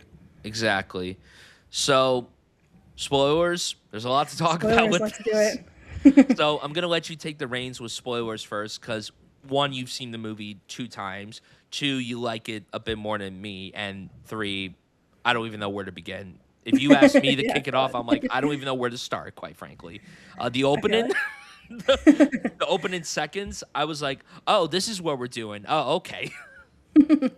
Yeah, so yeah, to echo what you said before, like I love the visuals, I love the script, I love the music, all that, but the absolute number one reason to see this movie is the pair of performances from Michaela Cole and Anne Hathaway. Like they are just I love them both already. Like I've loved them in many other things, but like they blew me away, like even above and beyond what I was expecting. So that just to start with that, because it kicks off with we see Anne Hathaway's pop star Mother Mary giving a performance, and then it is cutting to her showing up, and Michaela Cole plays Sam, who is a fashion designer, and so Mother Mary shows up in her like huge English estate, like this giant mansion, old decrepit mansion, where they're like putting on this fashion show. She's like in the middle of prep for that, and Mother Mary shows up like very disheveled, very upset, and kind of just shows up on her doorstep and throws herself at Sam. And so it's quickly revealed that they are sort of had a relationship early on in both of their careers, as Mother Mary was a up-and-coming singer, and Sam was her personal designer. And the opening, I think it's like an opening monologue where you just hear from Sam speaking about Mary and the just like animosity towards her. The idea there's a quote I pulled out, like something about like I thinking about loving and hating her and realizing that she deserves neither of them. Like just very like, just venom dripping towards her. Like obviously they have had some falling out or something. And so when Mary shows up, and I think it really leans on that like gothic feeling. I think that's part of the reason why I love this movie so much. Like that sort of atmosphere is just very up my alley. Like the car pulls up with Mother Mary in it, and like lightning strikes her in the sky, and there's this big mansion like we said. So it's all of that like setting is just really effective to me. And then to get into like their first interaction, I think for Michaela Cole, I wrote down she is like a mix of Vincent Price and Miranda Priestley in this role. Like that was just what I was getting. And I was like, first of all, I was like, Miranda Priestley is just obviously the Anne Hathaway pairing brings it to mind, but the way that she is like so withering. Everything she says is just like a knife. Like she is not fucking around. She can like completely, dress down Mother Mary, because they have this history and they've known each other for so long. So all that is so sharp. And I was like, she is so good in this like sort of, creepy place, but being someone who is like really articulate and I was like she needs to like do some sort of Vincent Price revival or something. Like I just want to see her in like that kind of setting. So anyway, and also to go on, I also saw The Christophers recently, which is Steven Soderbergh's new movie, and she's in that as well, doing also sort of a two-hander between her and Ian McKellen. And it's really interesting because that is also very much about an artist that she is tangential to, and like sort of dissecting them and their work and their persona. But in that, she's like the much quieter one. She's like the one that's observing, and he is sort of more outlandish. And then in this one, she gets to do a lot of the monologuing in the beginning. And again, that's like maybe something that doesn't jive for everybody, but like I love a monologue. I love to just like sit there and watch Michaela go and like watch Anne react to that. Like all of that was just like just up my alley. It was so great. So it's rave about that. And then so for Mother Mary, we're sort of getting cuts of her performances in these big stadiums and everything. Like we see that she is like a global superstar. Like she's like Taylor Swift, Beyonce, Lady Gaga level. She's got this like religious iconography that she wears and everything. And I feel like that sort of comes into play thematically. But as we see her here with Sam, she's like very vulnerable, very wounded. Like she is just like kind of been really cut down. So I don't know. From that, she shows up and she says tells Sam that she needs a dress for a giant comeback performance that is only in a couple days, and she needs her to make it for her. So Bryan, with that setup, how are you feeling going into all this and having it all unfurl before you? I was very overwhelmed. I was literally sitting in the theater. Mind you, I was the only person in the auditorium watching this movie when I saw it. And it was a great feeling, because it was like, well, I have the whole theater to myself to kind of like marinate things a little bit more. But also I was no one else singing. I was terrified for my life that something was going to happen. I was worried that somebody was going to come out and like haunt me or something. Yeah, no one's singing along and yelling at the screen like with your Michael screening. Like complete opposite. There's just like, I completely echo everything about the performances and what you said, but like I love a movie that has long monologues. I love very talky movies, and I know that that's not everyone's cup of tea. I understand that. And there were some reviews that I was reading after I got out of the movie saying that like, oh, the monologues just weren't that engrossing. It didn't really say a lot about what it was trying to say, and I completely disagree. I think that the monologues were so engrossing of what it was trying to say, and it has this exploration of pain and relationships and where art comes from, and it's told in a very artistic manner, but it also, despite the fact that it was very out there, it also felt fairly human, and I think that monologue was kind of an indication of that, which really impressed me.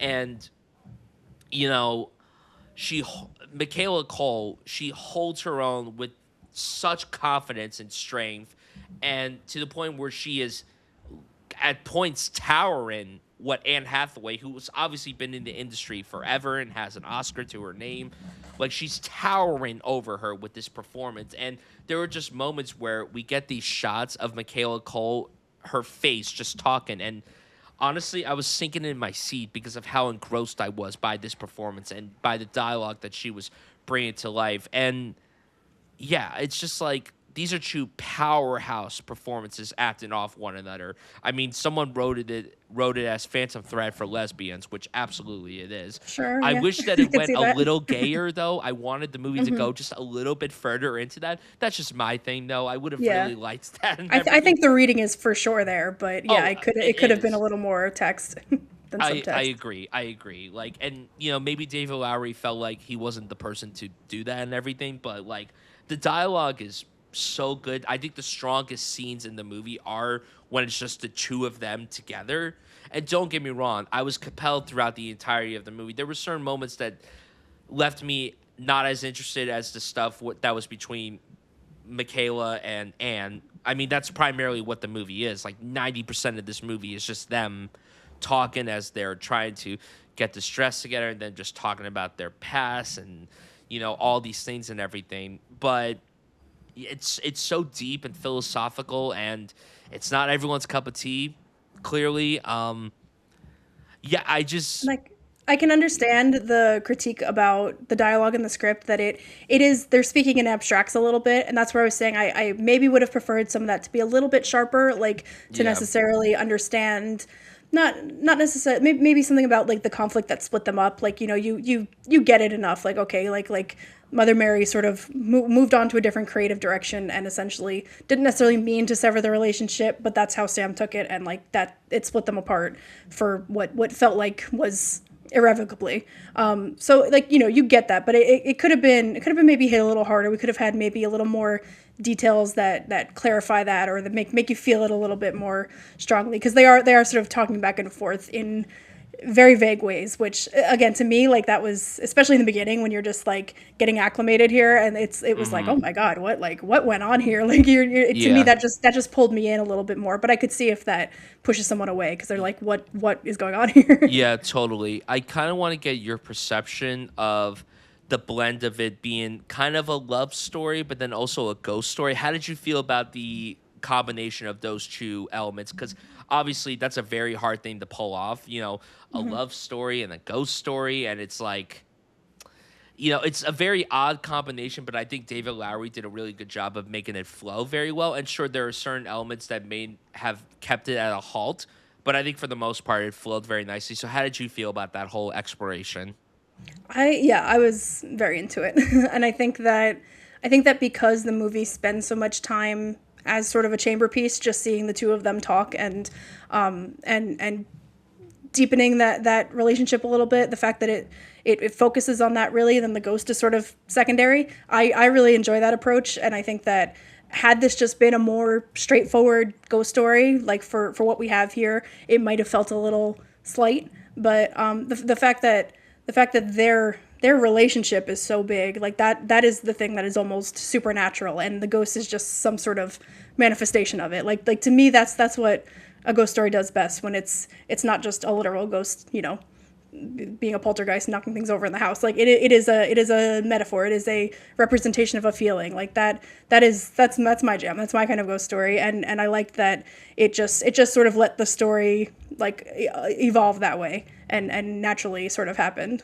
Yeah, and the fact that it's intercut with these very spooky scenes and then these dreamlike sequences and then these stage performances, like, The I think the performances edit are so good. I think the editing here is really outstanding because again, like you have to ride a fine line with like kind of cutting back and forth to things that separate itself from like the core element of the story with them Yeah. talking and everything. And you know, like the ghost story element was very fascinating. I'm a sucker for ghost stories. It's clearly obvious that David Lowery's never going to step away from that. I mean, he did literally make a movie called A Ghost Story, so he's definitely not going to shy away from that, which is totally fine for me. Like I'm all for, ghost stories on cinema and everything.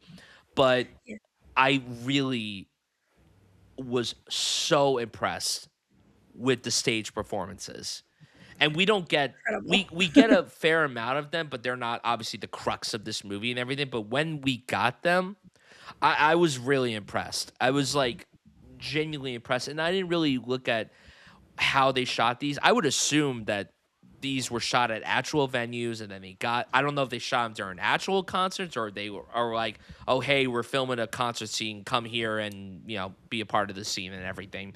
But From what David Lowery said at the Q&A, he didn't mention if it was like tied to like an already existing concert or something. Like I know they've done that a lot in the past, but he said they were actual, full stadiums. They would get like to do like a song once or twice through like each night for the different songs.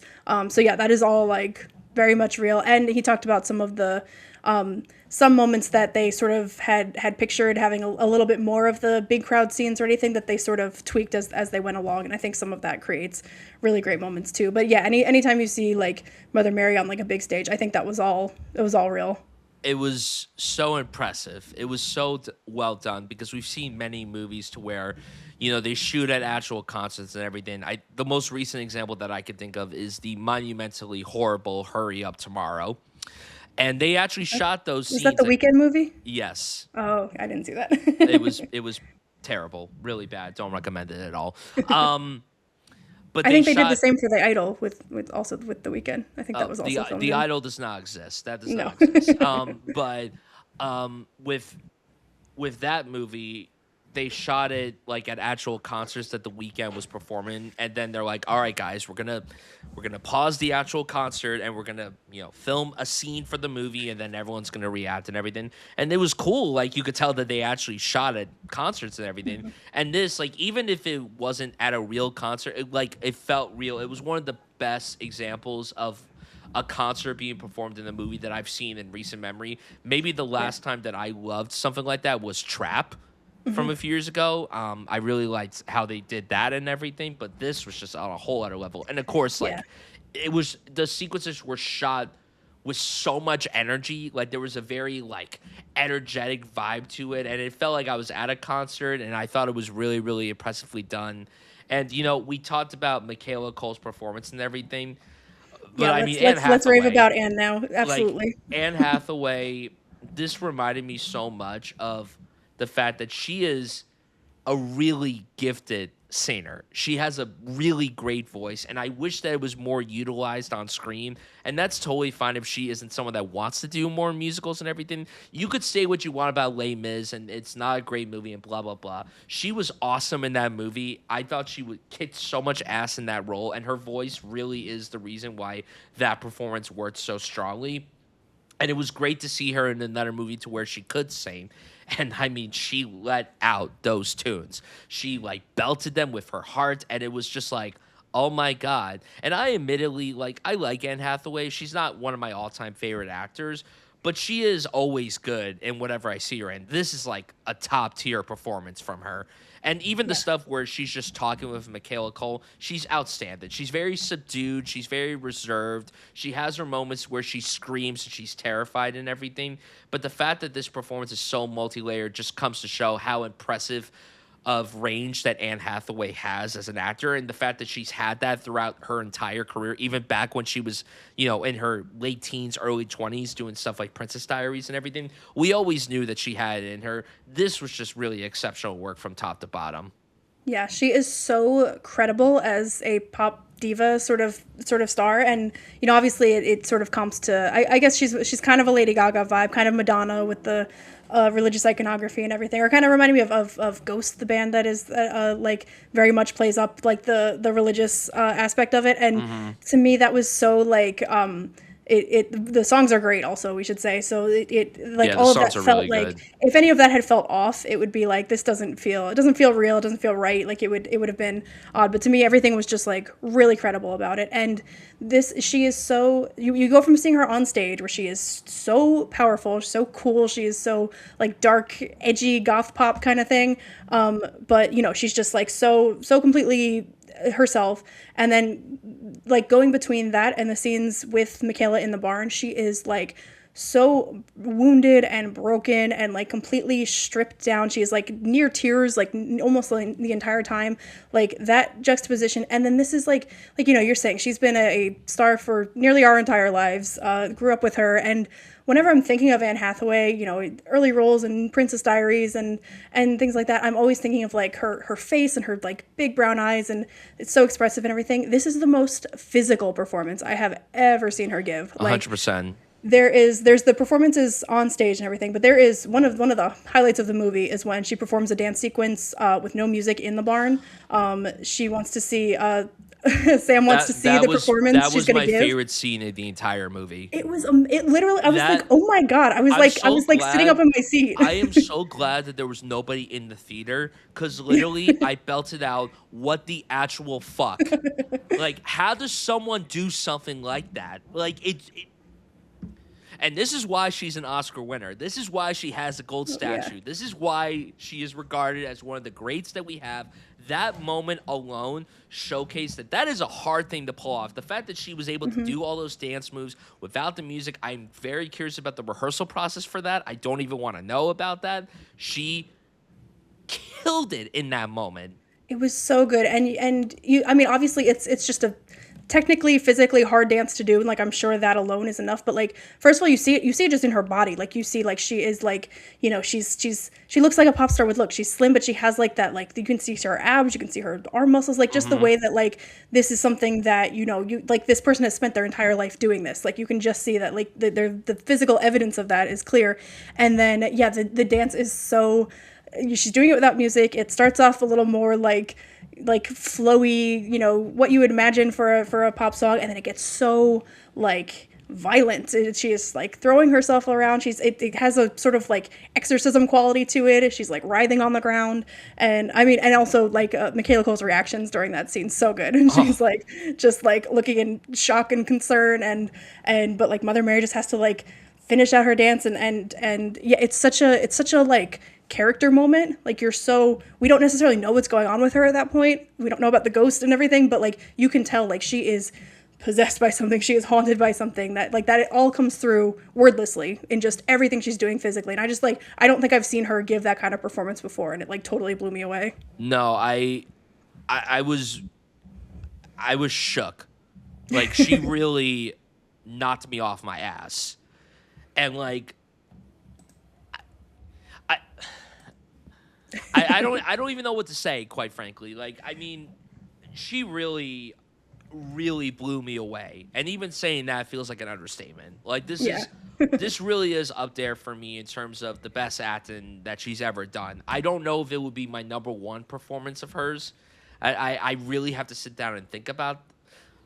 Well, actually, the more I sit with it now, and talking about it with you, it might be my favorite acting that she's and it's maybe the most unique, and like, you know, that is to say, of course she came up being more of like a traditional ingenue, and she's great at that. And then you know, we've seen her take darker roles and everything. We've seen her like do like very hard drama, but I don't know, there's something about like the mix here of like being hurt, being angry, being like just everything that she's going through. And like I said, just so physical. Like her body is just such a like natural like tool to express this character, and like I just don't think that we've seen that before from her. So yeah, absolutely, this is like top tier for her. So we can get into, if you want to like talk about a little bit about you know, we praise both of their performances definitely, but like the connection that we're seeing here, the way that it was severed a little bit, and then how we're like seeing that expressed. I think that it was a really good scene when we're setting up like how what she wants this new fantastic dress to be, and Mother Mary is expressing, she's like, I want it to be, and she just sort of like uses these different hand movements, and like Sam is like interpreting that, and she's like,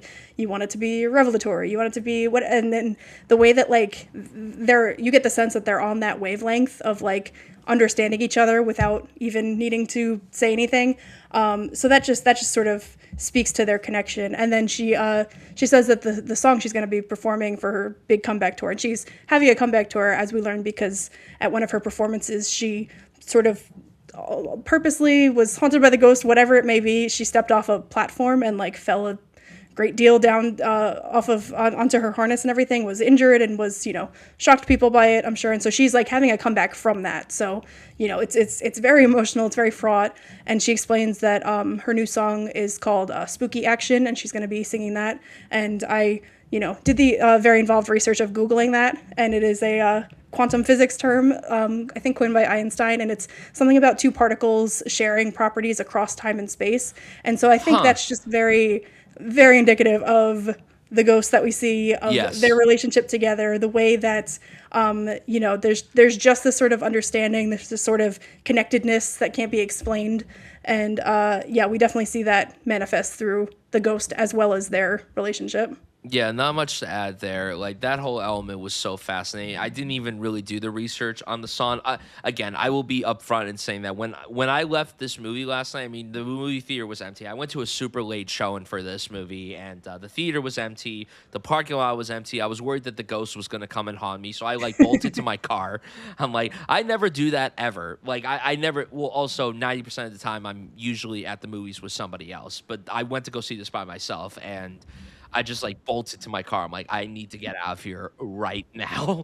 But that whole element was so fascinating to me. Like her, talk about this new song, and then Sam being like, I don't want to hear it.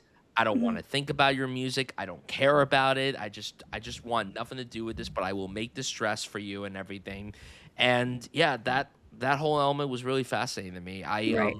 Again, I really do think that when I eventually watch this again, and I'm really considering going to watch it again in the theater, I would like to watch it while it's still playing. I don't know how long it's like. It literally just came to my area this past weekend, so we'll obviously see how it does and everything. But I I was really impressed with that whole element of it and everything. We talked about the concert sequences. We talked about obviously the main stuff with the two of them just talking and everything. Can we please talk about that flashback where they're playing like the game and the ghost story happens and Mhm. everything, and that's when FKA Twigs is on screen and everything. Like, can we please talk about that scene? Because Sure. Well, it that kicks has off not with left my mind since yeah. last night. Well, it kicks off with Sam's experience with the ghost first. She's explaining Yes.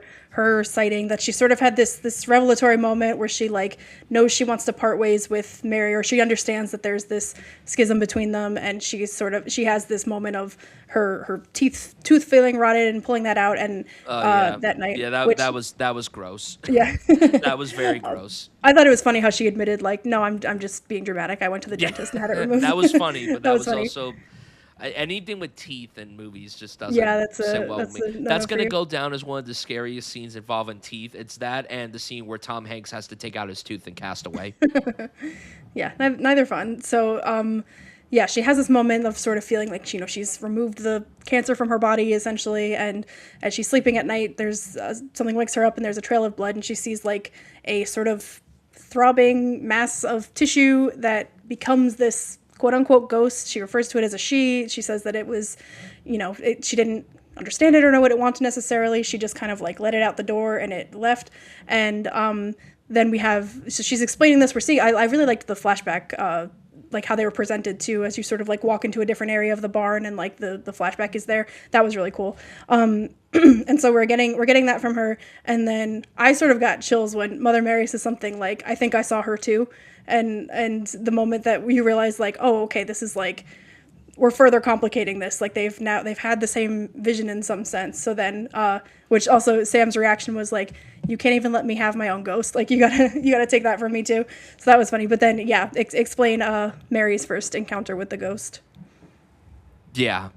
Oh man. So are they playing like a game or something? Like what It's like a exactly? Ouija board, I think. Yeah, Yeah. like a Ouija board, and then like I think so FKA Twigs, her character seems to be some sort of like medium or something that like does yeah, this for and parties like and stuff. and then she like starts to reenact this, and everyone's like, all right, stop it, and then she gets like very possessive, and she's like moving around weird. Then she like goes up to Mary and like does stuff with her face, and then she cuts her hand.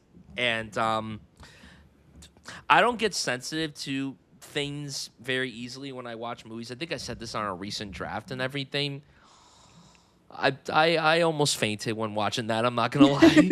It made. I was glad that I was the only one in the theater because again, I literally screamed, "What the actual fuck!" It's not overly violent or anything, but it is very tense. Like you really don't know what's gonna But happen. also the camera like it like stays Yeah. on her cutting the hand. Like it doesn't cut away, which I Hmm. mean that's fine and everything, but like it stays on it for so long. I'm like, I can't do it anymore. Get me out of here. Yeah, and then so she has this seance sort of experience, and then and we see her later as she's in like the bath. She's sort of visited by this ghost, and Hmm. through her injury in her hand, like through her wound, like the ghost sort of tries to like enter it in a way, and it's sort of severed, and she freaks out and everything. But she's essentially being haunted by this now. She like sort of, and I kind of like that I think they both had a line similar to like, did it literally happen? Probably not. Like if someone had been there, would they have seen this like literal figure that I have seen? No, but like my perception, my own like neurons firing in the way that I perceive reality is like it was there. It happened. Like even just that was like very interesting in terms of sort of literalizing like a feeling or a concept in that way. Like that was just very like evocative to me. Yeah. And so then we see Mary having her being, that also leads to one of the other greatest sequences. And this is what I was alluding to when David Lowery said that they had sort of envisioned that montage when she's going up and down the stairs giving her performances during her tour. They had sort of envisioned that as like a traditional like, you know, tour montage. She's going to be on different stages in different dressing rooms, traveling and like getting super worn down, and in addition to dealing with this like, you know, haunting that's going on, and I guess because of like time and budget constraints and everything, they couldn't do that. So he conceived of it as like, it's sort of like this huge like one shot where she is, you see her at like a dressing table. She's walking onto stage in like, you know, her posture is very like upright and grand. And as she's coming off, she's like more and more wilted and like injured. And like it's the tour and everything is just taking this like physical and emotional toll on her. And I like, that was one of my favorite sequences too. That was so striking. And again, like we've seen that a million times, like an artist on tour getting completely like worn out and everything. That was such a cool way. We saw that in the film that we talked about we minutes saw that ago. Michael, yeah. But here it's done in a very effective way. Yeah. It's so much more artistic and effective. And yeah, I thought that was beautiful. And so then that all culminates with her being on stage, seeing this ghost, and sort of letting the ghost in to her body. And that's what causes her to sort of take that leap and fall off the platform. And so now she's been haunted. Like the ghost is, Michaela Cole's character says like, where is she now? Where is the ghost? And like, Mother Mary indicates that she's inside of her too. And she kind of says like, maybe I have to keep her now. Like it's my job. And I think that sort of starts to get at the differences in these women too, because, Sam says something about how like, I'm not like you. I can't just like, you know, become whoever I need to be. Like I am just myself and that's it. And Mary feels much more like she has to shift herself for public perception or for whoever she needs to be for her career and things like that. And so to me, again, this is like the sort of movie that like, obviously you could have many interpretations. But to me, like the letting in the ghost, and also they both have a wound that the ghost sort of needs to enter through or exit through. So it's sort of like having that wound and letting someone or something else in to like shape you or control you or something, or being, you know, overwhelmed by your own whatever it is, guilt, like whoever, like there are so many different ways to interpret it, but to me that felt like, you know, Mother Mary is sort of like more worn down by life and is more susceptible to it almost, whereas like Sam rejects and is able to like keep her own identity in a way where something like fame can totally strip that away from you. That's the sort of, you know, essence that I was getting. Obviously, like I said, it could be interpreted many different ways, but yeah, did you have like a specific read on the ghost, or were you more just like feeling it? I was feeling it. I think I'll have a better read when I watch the movie again. Hearing everything that you said made me go, man, I really need to watch this again. It is certainly kind of the movie that you could be like, this doesn't mean anything, I don't get it, and it bounces off of you. It could be like, I'm just catching a vibe and I kind of like it. Yeah, or also, you could I want to totally say read something into it. kind of alluding to that. There are a lot of reviews that I was reading, like on Letterboxd, from people I follow who may not be like, they like movies similar to us, but they're not as on top of them like you and I are, where they were like, oh, I didn't get it, I didn't understand it, which means it's bad. And it's like, to me, I don't need to fully understand a movie to appreciate it. There are certainly movies that are intended on being not understandable that I don't like, admittedly. Yeah. I don't just because it's inscrutable doesn't automatically make it good. Yes, exactly. This wasn't a movie that I thought was hard to follow or anything. It was clear what the intent was, But since there was a lot going on and everything, and it is very overwhelming on the first watch, it is something that you're not going to fully understand on one viewing. And if anyone says that they understand this on one viewing, you're lying to yourself. You're absolutely lying to yourself, because there's Well, I don't think there's just one way to understand it either. So, yeah, it's not exactly. like, Exactly. There's multiple ways that you could look at this movie. You could interpret it in multiple different angles. And I think that makes it all the more exciting to talk about and more exciting to revisit, because you could sense something different maybe every time you go back to this. You could view it as one thing the first time, and then the second time you're like, oh, actually, it's this instead of that. So I think that, movies like this exist and are really rewarding, and we need more of them, quite frankly, in this landscape. So that whole stuff was great, and we talked about the musical performances. I do want to talk about the songs and everything. So I'm fans of all the artists that are involved with the songs in this movie. Charlie XCX, we reviewed her movie earlier this year, and she now has a movie coming out called Eruption, which I've had the opportunity of seeing. It's really, really good. I'm excited for I you still to need watch to see it, that, yeah. Veronica. I'm really excited for you to see that. It's not a musical, though, so Charlie will not be singing in that, unfortunately. But Jack Antonoff, that's one of my guys. I love Bleachers, Jersey representation, Mr. Marker quality. Just love that guy. And when I heard that David Lowery was making a music drama, not only with the two actors starring, but songs written by these people, I'm like, that's an awesome pairing. That's an awesome pairing. And the songs here, I'm not gonna lie, I've listened to them on loop since I got home. Oh, I've been listening last night. nonstop. I love them. What's your favorite song? I really like Burial. I really like Dark something. Dark. I don't remember. And My Mouth is Lonely for You. Those ones I Yeah, really like. Burial is my favorite. That's my Yeah, favorite. so good. Anne Hathaway, she needs to do more musicals. She needs to do more. Hopefully, she gets her Testament of Anne Lee moment, and she Yeah. does another like big musical. Her and Amanda Seyfried should collaborate again. Oh yeah. I mean, they didn't really have any scenes together when they did Les No. Mis, but like, do something together, please. Make it happen. For sure. Yeah. But yeah, the songs were awesome. The songs were great. I think on a technical level too. I mean, we've kind of alluded to it throughout this discussion, but I cannot stress how beautiful the film looks, how it's edited very terrifically. The costumes are unbelievable. David Lowery doesn't fuck around when it comes to the technical elements of his movies. Like even the smaller scale movies, like Old Man and Gun, for example, like the period detail in that is great. They shot that on 16 millimeter, so it felt like someone from that time. Green Knight, obviously with this huge budget and these effects and like this very medieval Sound. setting. Oh my god, the sound in all of them are top notch. Like the sound work and every single one of his films is great, and he's just. I genuinely think that he is one of the most fascinating voices that we have in this industry right now. And again, the fact that he's done a mix of multiple types of films, like you wouldn't think that the guy who made the fucking Pete's Dragon remake would go on to make Mother Mary. You wouldn't even think that for the second. You wouldn't think that the guy who made A Ghost Story would go on to make The Green Knight. You wouldn't think that the guy who made Ain't Them By Saints would make Peter Pan and Wendy. Like, it just shows how exciting of a voice he is, because he's willing to take these risks. He's willing to do all these different stories, and he shows that he is not kidding around. Yeah, and yet you see kind of a through line too. There's like an artistry and a craft that he brings to everything, like regardless of whether it's IP or like this completely original, artistic story. Like it you can definitely see he has a signature, even though he's so eclectic. Absolutely.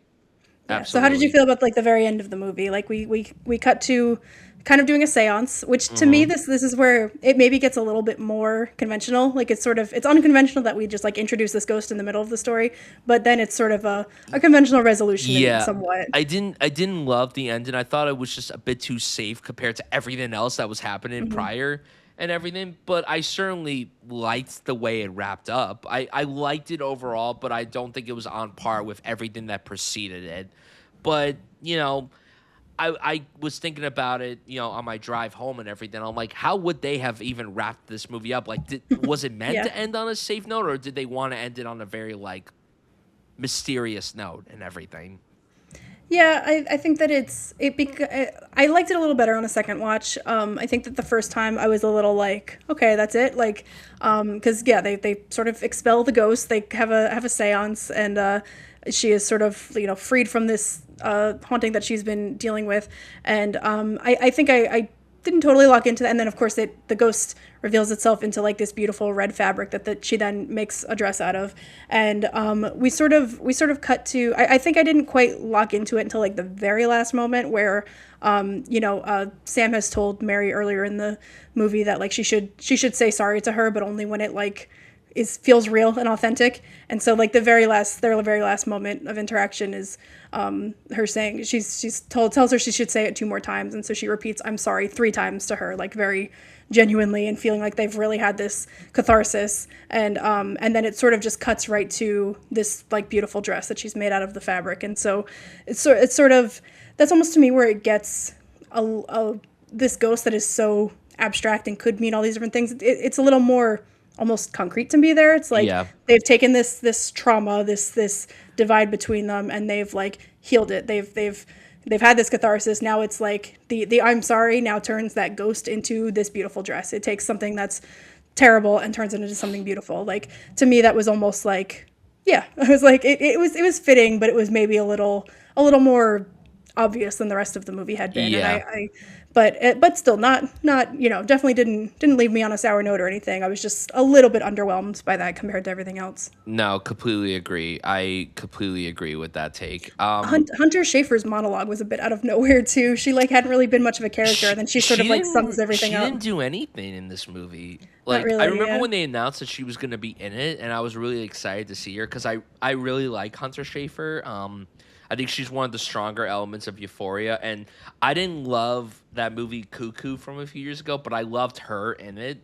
I thought it proved that she could really carry a movie, and obviously she's not the lead of this, and she was never announced to be the lead, but I was expecting more from her, and she was just there. Yeah, there's also Kaya Gerber and Sean Clifford in the supporting cast too, and nobody really has that much to do because it's so tightly focused on Mother Mary and Sam. So Yeah. I understand they probably just like wanted to work with David Lowery and I get mean, to do who this. wouldn't want Yeah, to it work was- with yeah, David Lowery? for sure. Yeah, it was just a little like felt a little odd that she had that like really highlighted moment there at the end. But Yeah. it would probably grow on me again if I know it's coming and everything. So Yeah. yeah, not the strongest part of the movie for me, but still totally Yeah, totally not fine. a strong ending, but it didn't deteriorate the movie Right. that much for me. Exactly. Yeah. Yeah. Any other details that we didn't get into? Um, I can't really think of any on top of my head. Do we think that this is going to be an awards player like below the line or not? Do we think this is not going to reach the I Oscars at fucking all? hope so, but I don't think so. Yeah, I it don't would know. have to be. I don't know if it's gonna stick around that It would long. have Like to I be don't like a think. really thin lineup for it to even get into like costumes or song. Even like, can you imagine Yeah, how cool it would be if a song got nominated? Because then Charlie XCX would be an Oscar nominee. for sure. I mean, of anything, it probably song probably has the best choice, best Yeah. chance. Yeah, I would say song or costumes would probably be like the strongest elements of it. I don't know. I'd be interested. Obviously, like one, it is super early in the year and everything, and Yeah. we all know that A24 probably has like 10 other projects coming out this year, and they'll have a major awards contender coming out towards the end of the year and everything. But yeah, this is definitely not touching the Oscars. Unfortunately, David Lowery's work has never even come close to the Oscars. Even The Green Knight, which should have been nominated for at least like 5 technical awards, Yeah. like the fact that that didn't even happen was really sad. But yeah, I mean, I'd be interested to see how this film fares throughout the year. Like, if people are still talking about it, I certainly will be watching it again. Like, I definitely plan on giving it another watch. I don't know if I'm going to watch it again right away or if I'm going to wait a little while, but That's even better. Let it marinate a little bit, and then yeah, go back to it. I need to watch it at least like at the very most a week from now. Like, at least I'm gonna give it a week before I go back to it because I saw someone on Letterboxd that saw it back to back days, and I'm like, that's insane. Like, I would never do that. For a movie like this, I would want to sit with it for at least like 5 days before going back to it. Yeah, I think that makes sense. Yeah, I think we covered most of it. I think it was also interesting hearing in the Q&A David Lowery talked about the idea to make her like this kind of pop star, like what sort of inspired him to have this religious iconography. And he said, obviously Madonna is probably the most well-known one to like Yeah. play with that, and so he was inspired by that. But also the idea of fame, but like a pop star in particular, and the idea that like the worship of them, the sort of like rituals involved in worshiping them, the way that different stars have their fan bases and their whatever processes they do to like celebrate them and engage in that, like that is so it is so like religion, and it especially in our more secular world today, like that replaces religion for a lot of people. And I don't think he directly said this, but like I think you can also read into that like their interpersonal relationship with each other, like that there is that amount of I think Sam like marvels at this at one point, and she's like, you're pulling me in, like you are that magnetic person that like I can't